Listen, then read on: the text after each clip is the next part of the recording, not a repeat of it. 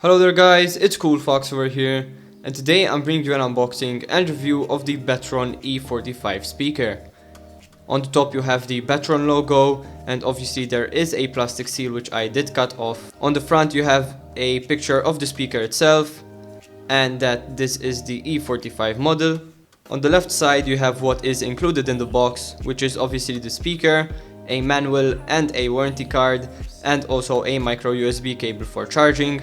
On the other side you have the Bluetooth version, which is 4.2, and this also has EDR. The speaker driver is of 40mm.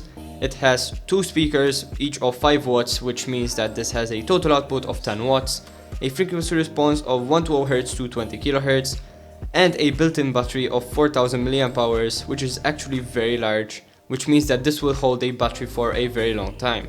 Opening up the box, you'll find the speaker on top in a plastic bubble wrap. Underneath you will find two cables. One is obviously the aux cable for non-Bluetooth connection, and the other is a micro USB cable for charging.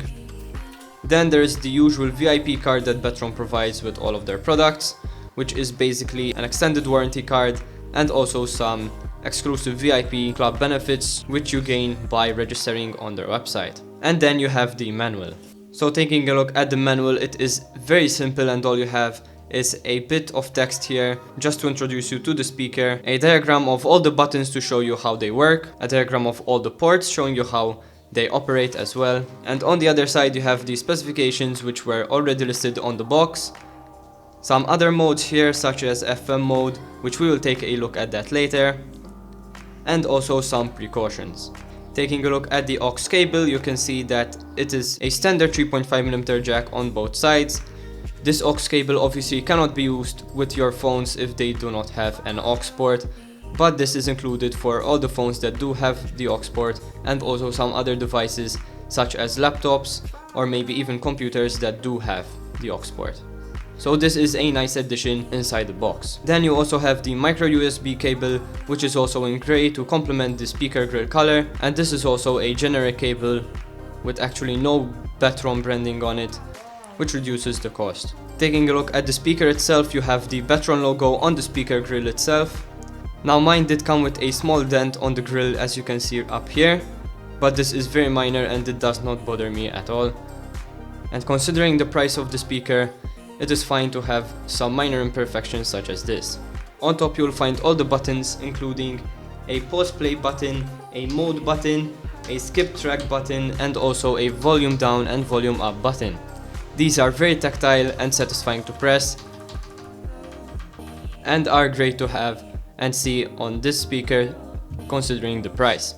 There's also the Betron logo again, and also the model number listed. On the back you will find the other ports included, including a micro USB port for charging, a micro SD card port for listening to music that is stored on your micro SD card, and also a USB port to listen to music stored on your pen drive. You also have the aux port for the aux cable here, and you also have a manual switch and not a button to turn the speaker on and off. On the bottom you'll find two rubber feet which reduce damage on the surface of your table or whatever surface the speaker is on, and this reduces slippage of the speaker itself. It does hold it well into place, and so this is nice to see. There is nothing on the sides, and as you can see there is a type of fake leather over the whole speaker itself, and there is also some stitching which gives it a nice aesthetic overall. Turning the speaker on results in a little jingle and a blue LED on top, which starts flashing to indicate that you can connect to it via Bluetooth.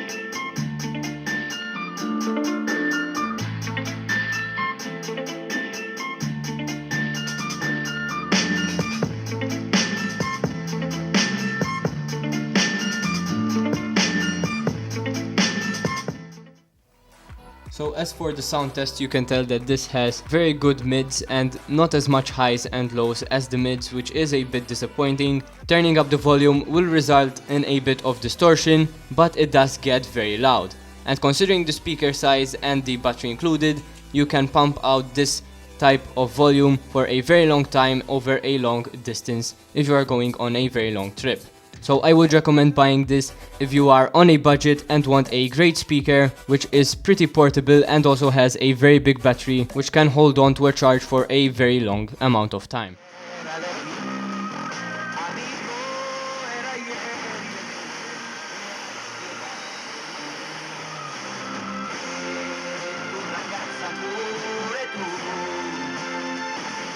The FM mode of the speaker is not that good, as first of all you need the aux cable connected to work as an antenna, and secondly it does not find channels that easily.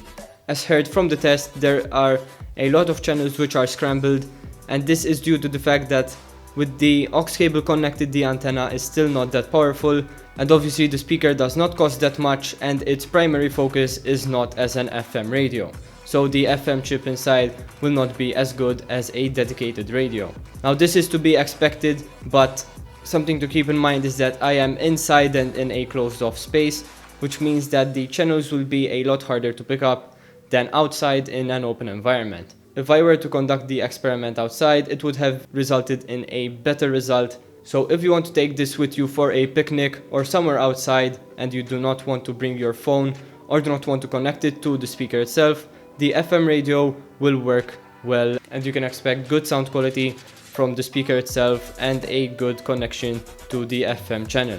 I hope you enjoyed this video, guys. If you did, please leave a like and subscribe for more content. If you wish to buy the speaker, please use the link down below, as it would help me out with future videos since I am an Amazon affiliate. This was CoolFox and I'm out. Peace.